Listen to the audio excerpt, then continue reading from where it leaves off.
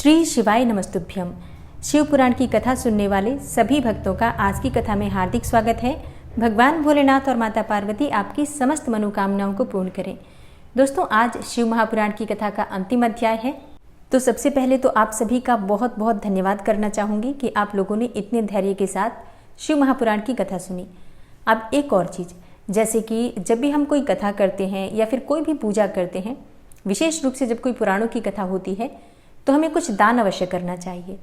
तो जैसे कि आज अंतिम दिन है शिव महापुराण की कथा का, तो आप लोग क्या कीजिए, एक सीधा निकाल दीजिए जिसमें कि दाल, आटा, सब्जियां, फल रख सकते हैं, कुछ दक्षिणा रख सकते हैं और ये सभी सामग्री अपने आसपास कोई भी ब्राह्मण हो तो वहाँ भिजवा सकते हैं। इसके अलावा आप चाहें तो मंदिर में भी भिजवा सकते हैं। अच्छा, मान लीजिए कि आप सीधा नहीं निकाल पाते हैं, मतलब कोई नहीं है लेने वाला ब्राह्मण, तो ऐसे में आप क्या करेंगे, कुछ पैसे जैसे कि 11 रुपये, 21 रुपये या अपनी इच्छा के अनुसार, अपनी सामर्थ्य के अनुसार जो भी आप दान करना चाहते हैं, घर के आसपास कोई भी शिव मंदिर हो, कोई भी शिवालय हो तो वहाँ दान पेटी में आप डाल सकते हैं। और अगर शिवालय ना हो, मतलब शिवालय में दान पेटी ना हो, तो ऐसे में आप किसी भी मंदिर की दान पेटी में भगवान शिव की कृपा की प्राप्ति के लिए, उनकी प्रसन्नता के लिए दान कर सकते हैं। और अब शिव पुराण की पावन और परम कल्याणकारी कथा का श्रवण करते हैं, जिसमें सबसे पहले आप सुनने वाले हैं ध्यान और उसकी महिमा, योग धर्म तथा शिव योगी का महत्व क्या होता है, शिव भक्त या फिर शिव के लिए प्राण देने अथवा शिव क्षेत्र में मरण से तत्काल मोक्ष लाभ का कथन।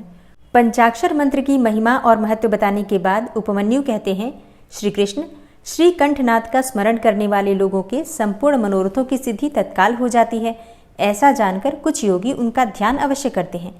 कुछ लोग मन की स्थिरता के लिए स्थूल रूप का ध्यान करते हैं। स्थूल रूप के चिंतन में लगकर जब चित्त निश्चल हो जाता है तब सूक्ष्म रूप में वह स्थिर होता है। भगवान शिव का चिंतन करने पर सब सिद्धियां प्रत्यक्ष सिद्ध हो जाती हैं। अन्य मूर्तियों का ध्यान करने पर भी शिव रूप का अवश्य चिंतन करना चाहिए। जिस जिस रूप में मन की स्थिरता लक्षित हो उसका बारंबार ध्यान करना चाहिए। ध्यान पहले सविषय होता है, फिर निर्विषय होता है, ऐसा ज्ञानी पुरुषों का कथन है। इस विषय में कुछ सत्पुरुषों का मत है कि कोई भी ध्यान निर्विषय होता ही नहीं, बुद्धि की ही कोई प्रवाह रूपा संतति ध्यान कहलाती है। इसलिए निर्विषय बुद्धि केवल निर्गुण निराकार ब्रह्म में ही प्रवृत्त होती है। अतः सविषय ध्यान प्रातः काल के सूर्य की किरणों के समान ज्योति का आश्रय लेने वाला है तथा निर्विषय ध्यान सूक्ष्म तत्व का अवलंबन करने वाला है। इन दो के सिवा और कोई ध्यान वास्तव में नहीं है। अथवा सविषय ध्यान साकार स्वरूप का अवलंबन करने वाला है तथा निराकार स्वरूप का जो बोध या अनुभव है वही निर्विषय ध्यान माना गया है। वह सविषय और निर्विषय ध्यान ही क्रमशः सबीज और निर्बीज कहा जाता है। निराकार का आश्रय लेने से उसे निर्बीज और साकार का आश्रय लेने से सबीज की संज्ञा दी गई है। अतः पहले सविषय या सबीज ध्यान करके अंत में सब प्रकार की सिद्धि के लिए निर्विषय अथवा निर्बीज ध्यान करना चाहिए। प्राणायाम करने से क्रमशः शांति और दिव्य सिद्धियां सिद्ध होती हैं। उनके नाम हैं शांति, प्रशांति, दीप्ति और प्रसाद। समस्त आपदाओं के शमन को ही शांति कहा गया है। तम अर्थात अज्ञान का बाहर और भीतर से नाश ही प्रशांति है। बाहर और भीतर जो ज्ञान का प्रकाश होता है उसका नाम दीप्ति है तथा बुद्धि की जो स्वस्थता अर्थात आत्मनिष्ठता है उसी को प्रसाद कहा गया है। बाह्य और अभ्यंतर सहित जो समस्त करण हैं वे बुद्धि के प्रसाद से शीघ्र ही प्रसन्न अथवा निर्मल हो जाते हैं। ध्याता, ध्यान, ध्येय और ध्यान प्रयोजन, इन चार को जानकर ध्यान करने वाला पुरुष ध्यान करे। जो ज्ञान और वैराग्य से संपन्न हो, सदा शांत चित्त रहता हो, श्रद्धालु हो और जिसकी बुद्धि प्रसाद गुण से युक्त हो, ऐसे साधक को ही सत्पुरुषों ने ध्याता कहा है। ध्येय चिंतायाम, यह धातु है, इसका अर्थ है चिंतन। भगवान शिव का बारंबार चिंतन ही ध्यान कहलाता है। जैसे थोड़ा सा भी योगाभ्यास पाप का नाश कर देता है, उसी तरह क्षण मात्र भी ध्यान करने वाले पुरुष के सारे पाप नष्ट हो जाते हैं। श्रद्धापूर्वक विक्षेप रहित चित्त से परमेश्वर का जो चिंतन है उसी का नाम ध्यान है। बुद्धि के प्रवाह रूप ध्यान का जो आलंबन या आश्रय है उसी को साधु पुरुष ध्येय कहते हैं और स्वयं सांब सदाशिव ही वह ध्येय है। मोक्ष सुख का पूर्ण अनुभव और अणिमा आदि ऐश्वर्य की उपलब्धि ये पूर्ण शिव ध्यान के साक्षात प्रयोजन कहे गए हैं। ध्यान से सौख्य और मोक्ष दोनों की प्राप्ति होती है। इसलिए मनुष्य को सब कुछ छोड़कर ध्यान में लग जाना चाहिए। बिना ध्यान के ज्ञान नहीं होता और जिसने योग का साधन नहीं किया है उसका ध्यान सिद्ध नहीं होता। जिसे ध्यान और ज्ञान दोनों प्राप्त है उसने भवसागर को पार कर लिया। समस्त उपाधियों से रहित निर्मल ज्ञान और एकाग्रतापूर्ण ध्यान, ये योगाभ्यास से युक्त योगी को ही सिद्ध होते हैं। जिनके सारे पाप नष्ट हो गए हों, उन्हीं की बुद्धि ज्ञान और ध्यान में लगती है। जिनकी बुद्धि पाप से दूषित है, उनके लिए ज्ञान और ध्यान की बात भी अत्यंत दुर्लभ है। जैसे प्रज्वलित हुई आग सूखी और गीली लकड़ियों को भी जला देती है, उसी प्रकार ध्यानाग्नि शुभ और अशुभ कर्म को भी क्षण भर में दग्ध कर देती है। जैसे बहुत छोटा दीपक भी महान अंधकार का नाश कर देता है, उसी तरह छोटा सा योगाभ्यास भी महान पाप का विनाश कर डालता है। श्रद्धा पूर्वक क्षण भर भी परमेश्वर का ध्यान करने वाले पुरुष को जो महान श्रेय प्राप्त होता है, उसका कहीं अंत नहीं है। ध्यान के समान कोई तीर्थ नहीं है, ध्यान के समान कोई तप नहीं है और ध्यान के समान कोई यज्ञ भी नहीं है। इसलिए ध्यान अवश्य करें। अपने आत्मा एवं परमात्मा का बोध प्राप्त करने के कारण योगी जन केवल जल से भरे हुए तीर्थों और पत्थर एवं मिट्टी की बनी हुई देवमूर्तियों का आश्रय नहीं लेते। वे आत्मतीर्थ में अवगाहन करते हैं और आत्मदेव के ही भजन में लगे रहते हैं। जैसे अयोगी पुरुषों को मिट्टी और काठ आदि की बनी हुई स्थूल मूर्तियों का प्रत्यक्ष होता है, उसी तरह योगियों को ईश्वर के सूक्ष्म स्वरूप का प्रत्यक्ष दर्शन होता है। जैसे राजा को अपने अंतःपुर में विचरने वाले स्वजन एवं परिजन प्रिय होते हैं और बाहर के लोग उसे उतने प्रिय नहीं होते, उसी प्रकार भगवान शंकर को अंतःकरण में ध्यान लगाने वाले भक्त ही अधिक प्रिय हैं, बाह्य उपचारों का आश्रय लेने वाले कर्मकांडी नहीं। जैसे लोक में यह देखा गया है कि बाहरी लोग राजा के भवन में राजकीय पुरुषोचित फल का उपभोग नहीं कर पाते, केवल अंतःपुर के लोग ही उस फल के भागी होते हैं, उसी प्रकार यहाँ बाह्यकर्मी पुरुष उस फल को नहीं पाते जो ध्यान योगियों को सुलभ होता है। ज्ञान योग की साधना के लिए उद्यत हुआ पुरुष यदि बीच में ही मर जाए तो भी वह योग के लिए उद्योग करने मात्र से ही रुद्रलोक में जाएगा और वहाँ दिव्य सुख का उपभोग करके फिर से वह योगियों के कुल में जन्म लेगा और पुनः ज्ञान योग को पाकर संसार सागर को लांघ जाएगा। योग का जिज्ञासु पुरुष भी जिस गति को पाता है, उसे यज्ञ करता संपूर्ण महायज्ञों का अनुष्ठान करके भी नहीं पाता। करोड़ों वेद वेत्ता वेजों की पूजा करने से जो फल मिलता है, वह एक शिवयोगी को भिक्षा देने मात्र से प्राप्त हो जाता है। यज्ञ, अग्निहोत्र, दान, तीर्थ सेवन और होम, इन सभी पुण्य कर्मों के अनुष्ठान से जो फल मिलता है, वह सारा फल शिव योगियों को अन्न देने मात्र से प्राप्त हो जाता है। जो मूढ़ मानव शिव योगियों की निंदा करते हैं, वे श्रोताओं सहित नरक में पड़ते हैं और प्रलय काल तक वहीं रहते हैं। श्रोता के होने पर ही कोई शिव योगियों की निंदा का वक्ता हो सकता है। इसलिए महापुरुषों के मत में उस निंदा को सुनने वाला भी महान पापी और दंडनीय है। जो लोग सदा भक्तिभाव से शिव योगियों की सेवा करते हैं, वे महान भोग पाते हैं और अंत में शिव योग की भी उपलब्धि कर लेते हैं। इसलिए भोगार्थी मनुष्यों को चाहिए कि वे रहने को स्थान, खान पान, सैया तथा ओढ़ने बिछाने की सामग्री आदि देकर सदा शिव योगियों का सत्कार करें। योग धर्म संसार अत्यंत प्रबल है, अतः पाप रूपी मुद्गरों से उसका भेदन नहीं हो सकता। योग धर्म और पाप मुद्गर में उतना ही अंतर समझना चाहिए जितना कि वज्र और तंदुल में। अतः योगी जन पापों और ताप समूहों से उसी तरह लिप्त नहीं होते जैसे कमल का पत्ता पानी से। शिव योग पारायण मुनि जिस देश में नित्य निवास करता है, वह देश भी पवित्र हो जाता है। फिर उसकी पवित्रता के विषय में तो कहना ही क्या। अतः चतुर एवं विद्वान पुरुष सब कृत्यों को छोड़कर संपूर्ण दुखों से छुटकारा पाने के लिए शिव योग का अभ्यास करें। जिसका योग फल सिद्ध हो गया है, वह योगी यथेष्ट भोगों को भोग कर समस्त लोगों की हित की कामना से संसार में विचरे अथवा अपने स्थान पर ही रहे या विषय सुख को अत्यंत तुच्छ समझकर छोड़ दे और वैराग्य योग से स्वेच्छापूर्वक कर्मों का परित्याग कर दे।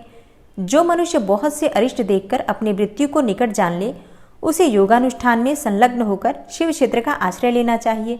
वह मनुष्य यदि धीर चित्त होकर वही निवास करता रहे तो रोग आदि के बिना भी स्वयं ही प्राणों का परित्याग कर सकता है। अनशन करके शिवाग्नि में शरीर को आहुति देकर अथवा शिव तीर्थों में अवगाहन करते हुए अपने शरीर को उन्हीं के जल में डालकर शिव शास्त्रोक्त विधि से जो अपने प्राणों का त्याग करता है, वह तत्काल मुक्त हो जाता है। इसमें अन्यथा विचार करने की कोई आवश्यकता नहीं है। अथवा जो रोग आदि से विवश होकर शिव क्षेत्र की शरण लेता है, उसकी भी यदि वहाँ मृत्यु हो जाए तो वह उसी प्रकार मुक्त हो जाता है, इसमें संशय नहीं है। इसलिए लोग अनशन आदि से शिव क्षेत्र में श्रेष्ठ मरण की कामना करते हैं, क्योंकि शास्त्र पर विश्वास करके धीर हुए मन से उनके द्वारा इस तरह की मृत्यु स्वीकार की जाती है। जो शिव के लिए अथवा शिव भक्तों के लिए प्राण त्याग करता है उसके समान दूसरा कोई मनुष्य मुक्ति मार्ग पर स्थित नहीं है। इस कारण इस संसार मंडल से उसकी शीघ्र मुक्ति हो जाती है। इनमें से किसी एक उपाय का किसी तरह भी अवलंबन करके अथवा विधिवत सदत्व शुद्धि को प्राप्त होकर यदि कोई मनुष्य मरता है तो उसका अन्य पशुओं और प्राणियों के समान यहाँ और्ध्वदेहिक संस्कार नहीं करना चाहिए। विशेषतः उसके पुत्र आदि को उसके मरने से अशौच की प्राप्ति नहीं होती। ऐसे पुरुष के मृत शरीर को धरती में गाड़ दें या पवित्र अग्नि से जला दें या शिव स्वरूप जल में डाल दें अथवा काठ या मिट्टी के ढेले की भांति कहीं भी फेंक दें, सब उसके लिए बराबर है। यदि ऐसे पुरुष के उद्देश्य से कोई भी कर्म करने की इच्छा हो तो दूसरों का कल्याण ही करें और अपनी शक्ति के अनुसार शिव भक्तों को तृप्त करें। ऐसे मनुष्य के धन को शिव भक्त ही ग्रहण करें और यदि उसकी संतति शिव भक्त हो तो वह भी ग्रहण कर सकती है। लेकिन यदि ऐसा संभव न हो तो उसका धन भगवान शिव को ही समर्पित कर दें, परंतु उसकी पशु संतति अर्थात शिव भक्तिहीन संतान उस धन को ग्रहण न करें। मतलब शिव पुराण के अनुसार कोई भी शिव भक्त अगर मरता है तो उसकी मृत्यु के बाद उसकी संपत्ति पर अधिकार शिव भक्तों का ही होता है। अगर उसकी संतति शिव भक्त हो तो अत्यंत ही श्रेष्ठ है, संतति वो ग्रहण कर सकती है। मतलब उस धन का उपयोग उसकी संतान तभी कर सकती है जब वो शिव भक्त हो। लेकिन शिव पुराण के इस अध्याय के साथ ये भी सिद्ध होता है कि अगर संतान शिव भक्त ना हो, नास्तिक हो, आस्तिक ना हो, ईश्वर में उसकी आस्था ना हो, तो ऐसे में उसकी संपत्ति पर उसकी संतान का भी कोई अधिकार नहीं होता है। फिर उस संपत्ति को किसी शिव मंदिर में या किसी शिव भक्त को ही दे देना चाहिए। और अब आप सुनेंगे वायुदेव का अंतर्ध्यान, ऋषियों का सरस्वती में अवभृत स्नान और काशी में दिव्य तेज का दर्शन करके ब्रह्मा जी के पास जाना, ब्रह्मा जी का उन्हें सिद्धि प्राप्ति की सूचना देकर मेरु के कुमार शिखर पर भेजना। सूत जी कहते हैं, इस प्रकार क्रोध को जीतने वाले उपमन्यु से यदुकुल नंदन श्री कृष्ण जी ने जो ज्ञान योग प्राप्त किया था उसका प्रणत भाव से बैठे हुए उन मुनियों को उपदेश देकर आत्मदर्शी वायुदेव सायंकाल आकाश में अंतर्ध्यान हो गए। तदनंतर प्रातःकाल नैमिषारण्य के समस्त तपस्वी मुनि सत्र के अंत में अवभृत स्नान करने को उद्यत हुए। उस समय ब्रह्मा जी के आदेश से साक्षात सरस्वती देवी स्वादिष्ट जल से भरी हुई स्वच्छ सुंदर नदी के रूप में वहां बहने लगी। सरस्वती नदी को उपस्थित देखकर मुनि मन ही मन बड़े प्रसन्न हुए। उन्होंने सत्र समाप्त करके उसमें अवगाहन अर्थात स्नान आरंभ किया। उस नदी के मंगलमय जल से देवता आदि का तर्पण करके पूर्व वृतांत का स्मरण करते हुए वे सबके सब वाराणसी पुरी की ओर चल दिए। उस समय हिमालय के चरणों से निकलकर दक्षिण की ओर बहने वाली भागीरथी का दर्शन करके उन ऋषियों ने उसमें स्नान किया और भागीरथी के ही किनारे का मार्ग पकड़कर वे आगे बढ़े। तदनंतर वाराणसी में पहुंचकर उन सबको बड़ी प्रसन्नता हुई। वहां उत्तर वाहिनी गंगा में स्नान करके उन्होंने अविमुक्तेश्वर लिंग का दर्शन और विधि पूर्वक पूजन किया। पूजन करके जब वे चलने को उद्यत हुए तब उन्होंने आकाश में एक दिव्य और परम अद्भुत प्रकाशमान तेज देखा जो करोड़ों सूर्यों के समान जान पड़ता था। उसने अपनी प्रभा के प्रसार से संपूर्ण दिगंत को व्याप्त कर लिया था। तदनंतर जिन्होंने अपने शरीर में भस्म लगा रखा था वे सैकड़ों सिद्ध पाशुपत मुनि निकट जाकर उस तेज में ही लीन हो गए। उन तपस्वी महात्माओं के इस प्रकार लीन हो जाने पर वह तेज तत्काल अदृश्य हो गया। वह एक अद्भुत सी घटना घटित हुई। उस महान आश्चर्य को देखकर वे नैमिषारण्य के निवासी महर्षि यह क्या है इस बात को न जानते हुए ब्रह्मवन को चले गए। इनके जाने से पहले ही लोक पावन पवन देव वहां जा पहुंचे। उन्होंने नैमिषारण्यवासी ऋषियों का जिस प्रकार साक्षात्कार हुआ, जिस तरह उनसे उनकी बातचीत हुई, उन ऋषियों की शुद्ध बुद्धि जिस प्रकार पार्षदों सहित सांब सदाशिव में लगी रहती थी और जिस प्रकार उन यज्ञ पारायण ऋषियों का वह दीर्घकालिक यज्ञ पूरा हुआ था, ये सारी बातें जगत श्रेष्ठा ब्रह्मयोनि ब्रह्मा जी को बताई। फिर अपने कार्य के लिए उनसे आज्ञा लेकर वे अपने नगर को चले गए। तदनंतर अपने स्थान पर बैठे हुए ब्रह्मा जी गान की कला में परस्पर स्पर्धा रखने वाले और विवाद करने वाले तुम्बुरु और नारद के गान जनित रस का आस्वादन करते हुए वहां मध्यस्थता करने लगे। उस समय वे गंधर्वों और अप्सराओं से सेवित होकर सुखपूर्वक बैठे थे। उस वेला में किसी बाहरी व्यक्ति को वहां जाने का अवसर नहीं दिया जाता था। इसलिए जब नैमिषारण्य निवासी मुनि वहां पहुंचे तब द्वारपालों ने उन्हें द्वार पर ही रोक दिया।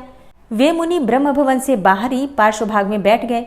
इधर संगीत गोष्ठी में नारद ने तुम्बुरु की समानता प्राप्त की।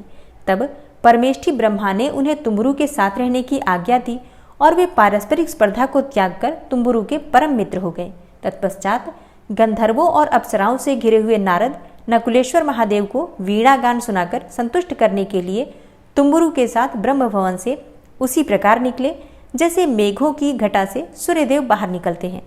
उस समय मुनिवर नारद को देखकर उन 6 कुलों में उत्पन्न हुए ऋषियों ने प्रणाम किया और बड़े आदर के साथ ब्रह्मा जी से मिलने का अवसर पूछा।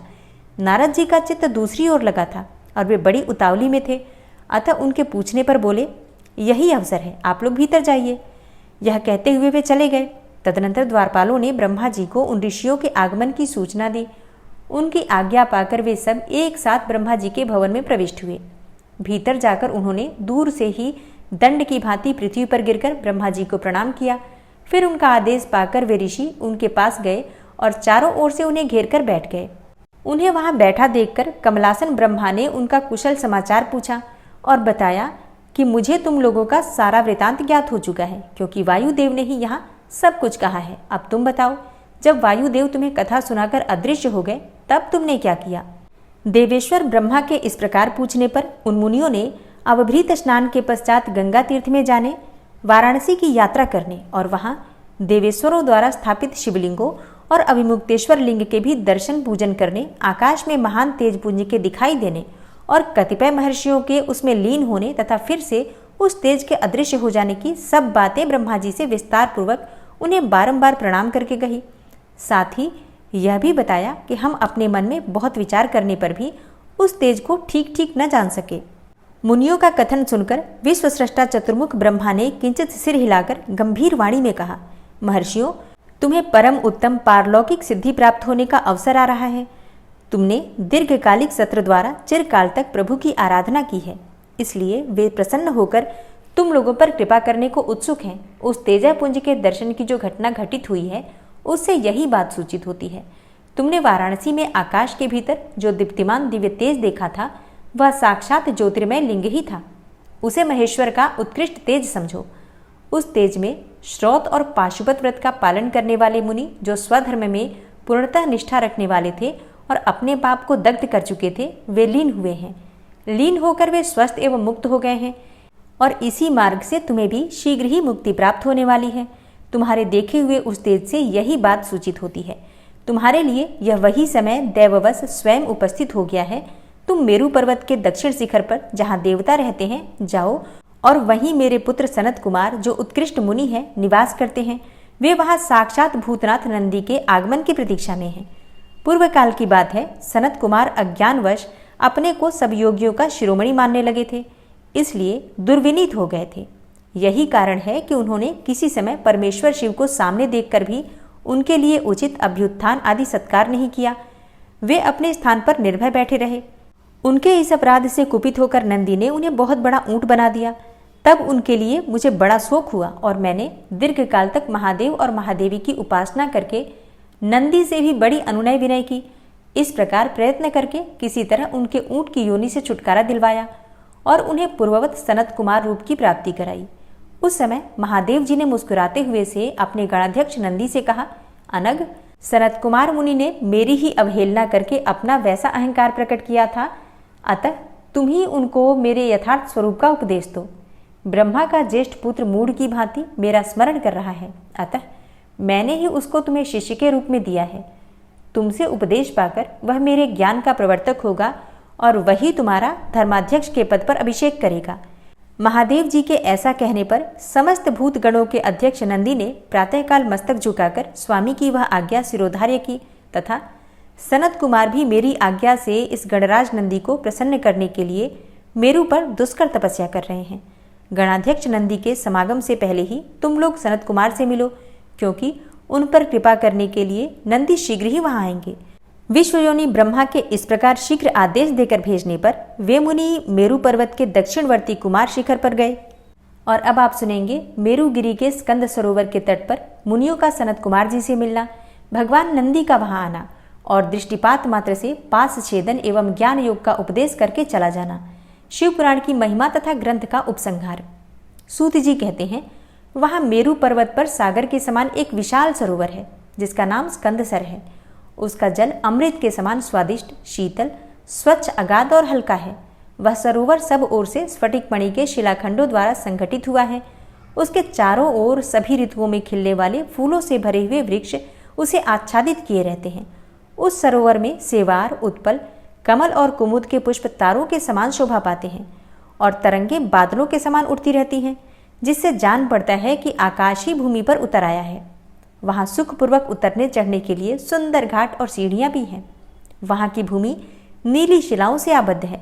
आठों दिशाओं की ओर से वह सरोवर बड़ी शोभा पाता है। वहाँ बहुत से लोग नहाने के लिए उतरते हैं और कितने ही नहाकर निकलते रहते हैं। स्नान करके श्वेत यज्ञोपवीत और उज्ज्वल कौपीन धारण किए, वल्कल पहने, सिर पर जटा अथवा शिखा रखाए या फिर मुंड मुड़ाए, ललाट में त्रिपुंड लगाए, वैराग्य से विमल एवं मुस्कुराते मुख वाले बहुत से मुनि कुमार घड़ों में, कमलिनी के पत्तों के दोनों में, सुंदर कलशों में, कमंडलुओं में तथा वैसे ही करकों अर्थात करवों आदि में अपने लिए, दूसरों के लिए, विशेषतः देव पूजा के लिए वहां से नित्य जल और फूल ले जाते हैं। वहां इष्ट और शिष्ट पुरुष जल में स्नान करते देखे जाते हैं और उस सरोवर के किनारे की शिलाओं पर तिल, अक्षत, फूल और छोड़े हुए पवित्रक दृष्टिगोचर होते हैं। वहां स्थान स्थान पर अनेकों प्रकार की पुष्प बलि आदि दी जाती है। कुछ लोग सूर्य को अर्घ्य देते हैं और कुछ लोग वेदी पर बैठकर पूजन आदि करते हैं। उस सरोवर के उत्तर तट पर एक कल्प वृक्ष के नीचे हीरे की शिला सी बनी हुई वेदी पर कोमल मृग चर्म बिछाकर सदा बाल रूपधारी सनत कुमार जी बैठे थे। वे अपनी अविचल समाधि से उसी समय उपरत हुए थे। उस समय बहुत से ऋषि मुनि उनकी सेवा में बैठे थे और योगीश्वर भी उनकी पूजा करते थे। नैमिषारण्य के मुनियों ने वहां सनत कुमार जी का दर्शन किया, उनके चरणों में मस्तक झुकाया और उनके आसपास ही बैठ गए। सनत कुमार जी के पूछने पर उन ऋषियों ने उनसे ज्यों ही अपने आगमन का कारण बताना आरंभ किया, त्यों ही आकाश में दुंदुभियों का तुमुल नाद सुनाई दिया। उसी समय सूर्य के समान तेजस्वी एक विमान दृष्टिगोचर हुआ, जो असंख्य गणेश्वरों द्वारा चारों ओर से घिरा हुआ था। उसमें अप्सराएं तथा रुद्रकन्याएं भी थीं। वहां मृदंग, ढोल और वीणा की ध्वनि गूंज रही थी। उस विमान में विचित्र रत्न जटित चंदोवा तना था और मोतियों की लड़ियां उसकी शोभा बढ़ा रही थी। बहुत से मुनि, सिद्ध, गंधर्व, यक्ष, चारण और किन्नर नाचते गाते और बाजे बजाते हुए उस विमान को सब ओर से घेर कर चल रहे थे। उसमें वृषभ चिन्ह से युक्त और मूंगे के दंड से विभूषित ध्वजा पताका फहरा रही थी, जो उसकी गोपुर की शोभा बढ़ाती थी। उस विमान के मध्य भाग में दो चवरों के बीच चंद्रमा के समान उज्ज्वल मणिमय दंड वाले शुद्ध छत्र के नीचे दिव्य सिंहासन पर शिलाद पुत्र नंदी देवी श्रेयसा के साथ बैठे थे। वे अपनी कांति से, शरीर से तथा तीनों नेत्रों से बड़ी शोभा पा रहे थे। भगवान शंकर को आवश्यक कार्यों की सूचना देने वाले वे नंदी मानो जगत सृष्टा शिव के अलंघनीय आदेश का मूर्तिमान स्वरूप होकर वहां आए थे, अथवा उनके रूप में मानो साक्षात शंभु का संपूर्ण अनुग्रह ही साकार रूप धारण करके वहां सबके सामने उपस्थित हुआ था। शोभाशाली श्रेष्ठ त्रिशूल ही उनका आयुध है। वे विश्वेश्वर गणों के अध्यक्ष हैं और दूसरे विश्वनाथ की भांति शक्तिशाली हैं। उनमें विश्वस्रष्टा विधाताओं का भी निग्रह और अनुग्रह करने की शक्ति है। उनके 4 भुजाएं हैं, अंग अंग से उदारता सूचित होती है। वे चंद्रलेखा से विभूषित हैं और कंठ में नाग और मस्तक पर चंद्रमा उनके अलंकार हैं। वे साकार ऐश्वर्य और सक्रिय सामर्थ्य के स्वरूप से जान पड़ते हैं। उन्हें देखकर ऋषियों सहित ब्रह्मपुत्र सनत कुमार का मुख प्रसन्नता से खिल उठा। वे दोनों हाथ जोड़कर उठे और उन्हें आत्मसमर्पण सा करते हुए खड़े हो गए। इतने में ही वह विमान धरती पर आ गया। सनत कुमार ने देवनंदी को साष्टांग प्रणाम करके उनकी स्तुति की और मुनियों का परिचय देते हुए कहा, ये 6 कुलों में उत्पन्न ऋषि हैं, जो नैमिषारण्य में दीर्घकाल से सत्र का अनुष्ठान करते थे। ब्रह्मा जी के आदेश से आपका दर्शन करने के लिए ये लोग पहले से ही यहाँ आए हुए हैं। ब्रह्मपुत्र सनत कुमार का यह कथन सुनकर नंदी ने दृष्टिपात मात्र से उन सब के पाशों को तत्काल काट डाला और ईश्वरीय शैव धर्म एवं ज्ञान योग का उपदेश देकर वे फिर महादेव जी के पास चले गए। सनत कुमार ने वह समस्त ज्ञान साक्षात मेरे गुरु व्यास को दिया और पूजनीय व्यास जी ने मुझे संक्षेप में यह सब कुछ बताया। त्रिपुरारी शिव के इस पुराण रत्न का उपदेश वेद के न जानने वाले लोगों को नहीं देना चाहिए। जो भक्त और शिष्य न हो उनको तथा नास्तिकों को भी इसका उपदेश नहीं देना चाहिए। यदि मोहवश इन अनाधिकारियों को इसका उपदेश दिया गया हो तो यह नरक प्रदान करता है। जिन लोगों ने सेवानुगत मार्ग से इस पुराण का उपदेश दिया, लिया, पढ़ा अथवा सुना है, उनको यह सुख तथा धर्म आदि त्रिवर्ग प्रदान करता है और अंत में निश्चय ही मोक्ष देता है। इस पौराणिक मार्ग के संबंध से आप लोगों ने और मैंने एक दूसरे का उपकार किया है, अतः मैं सफल मनोरथ होकर जा रहा हूँ। हम लोगों का सदा सब प्रकार से मंगल ही हो। सूत जी के आशीर्वाद देकर चले जाने और प्रयाग में उस महायज्ञ के पूर्ण हो जाने पर वे सदाचारी मुनि विषय कलुषित कली काल के आने से काशी के आसपास निवास करने लगे। तदनंतर पशुपात से छूटने की इच्छा से उन सब ने पूर्णतया पाशुपत व्रत का अनुष्ठान किया और संपूर्ण बोध एवं समाधि पर अधिकार करके वे अनिंद्य महर्षि परमानंद को प्राप्त हो गए। व्यास जी कहते हैं, यह शिव पुराण पूरा हुआ। इस हितकर पुराण को बड़े आदर एवं प्रयत्न से पढ़ना अथवा सुनना चाहिए। नास्तिक, श्रद्धाहीन, शठ, महेश्वर के प्रति भक्ति से रहित तथा धर्मध्वजी अर्थात पाखंडी को इनका उपदेश नहीं देना चाहिए। इसका एक बार श्रवण करने से ही सारा पाप भस्म हो जाता है। भक्तिहीन भक्ति पाता है और भक्त भक्ति की समृद्धि का भागी हो जाता है। दोबारा श्रवण करने पर उत्तम भक्ति और तीसरी बार श्रवण करने पर मुक्ति सुलभ हो जाती है। इसलिए मुमुक्षु पुरुषों को बारंबार इसका श्रवण करना चाहिए। किसी भी उत्तम फल को पाने के लिए शुद्ध बुद्धि से इस पुराण की 5 आवृत्ति करनी चाहिए। ऐसा करने से मनुष्य उस फल को प्राप्त कर लेता है, इसमें संशय नहीं है। प्राचीन काल के राजाओं, ब्राह्मणों तथा श्रेष्ठ वैश्यों ने इसकी 7 आवृत्ति करके शिव का साक्षात दर्शन प्राप्त किया है। जो मनुष्य भक्ति पारायण होकर इसका श्रवण करेगा वह भी इहलोक में संपूर्ण भोगों को उपभोग करके अंत में मोक्ष प्राप्त कर लेगा। यह श्रेष्ठ शिव पुराण भगवान शिव को अत्यंत प्रिय है। यह वेद के तुल्य, माननीय, भोग और मोक्ष देने वाला तथा भक्तिभाव को बढ़ाने वाला है। अपने प्रमथ गणों, दोनों पुत्रों तथा देवी पार्वती जी के साथ भगवान शंकर इस पुराण के वक्ता और श्रोता का सदा कल्याण करें। वायवीय संहिता संपूर्ण हुई। शिव पुराण संपूर्ण रूप से शिव पुराण की कथा का पाठ आपने सुना। आप सभी का दिल से आभार। इस पाठ को पढ़ते समय किसी भी प्रकार से ध्यान में, उच्चारण में या मन में किसी भाव में अगर मुझसे भूल चूक हुई हो तो भगवान शिव से और आप सभी से हृदय से क्षमा प्रार्थी हूँ। और कथा समाप्त होने के बाद आरती अवश्य करनी चाहिए। तो अब आप सुनेंगे भगवान शिव और माता पार्वती की आरती। ओम जय शिव ओमकारा, प्रभु हर शिव ओमकारा, ब्रह्मा विष्णु सदा शिव अर्धांगी धारा। ओम जय शिव ओमकारा, एकानन चतुरानन पंचानन राजे, हंसानन गरुड़ासन वृषवाहन साजे।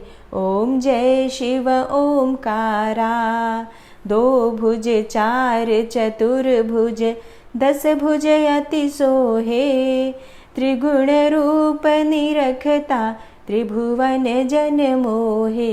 ओम जय शिव ओमकारा, अक्षमाला बनमाला मुंडमाला धारी, त्रिपुरारी कंसारी करमाला धारी। ओम जय शिव ओमकारा, श्वेतांबर पीतांबर भागंबर अंगे, सनकादिक गरुड़ादिक भूतादिक संगे। ओम जय शिव ओमकारा, कर के मध्य कमंडल चक्र त्रिशूलधारी, सुखकारी दुखहारी जगपालनकारी। ओम जय शिव ओमकारा, ब्रह्मा विष्णु सदा शिव जानत अविवेका, प्रणवाक्षर में शोभित ये तीनों एका। ओम जय शिव ओमकारा, लक्ष्मी व सावित्री पार्वती संगा, पार्वती अर्धांगी शिवलहरी गंगा। ओम जय शिव ओमकारा, पर्वत सोहे पार्वती और शंकर कैलाशा, भांग धतूर का भोजन भस्मी में वासा। ओम जय शिव ओमकारा, जटा में गंग बहते हैं गल मुंडन माला, शेष नाग लिपटावत ओढ़त मृग छाला।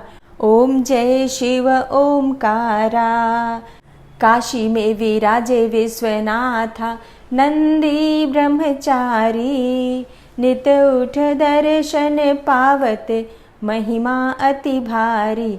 ओम जय शिव ओमकारा। त्रिगुण स्वामी जी की आरती, त्रिगुण स्वामी जी की आरती जो कोई नर गावे। कहत शिवानंद स्वामी सुख संपत्ति पावे। ओम जय शिव ओमकारा। ओम जय शिव ओमकारा। प्रभु हर शिव ओमकारा। ब्रह्मा विष्णु सदा शिव अर्धांगी धारा। ओम जय शिव ओमकारा। प्रेम से बोलिए भगवान भोलेनाथ की जय, माता पार्वती की जय।